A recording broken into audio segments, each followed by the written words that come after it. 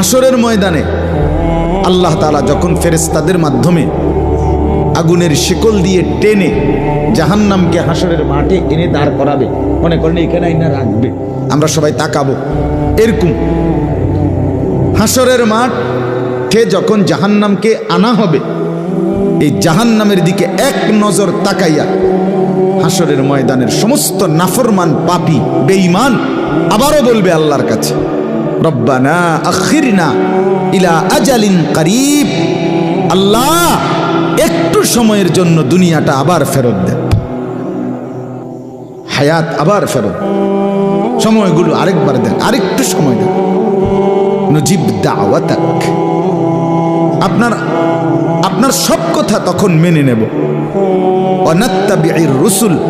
আপনার রসুলদের আনুগত্য করব। আল্লাহ বলবেন না, না বান্দা, এখান থেকে কাউকে আর ফেরত দেওয়া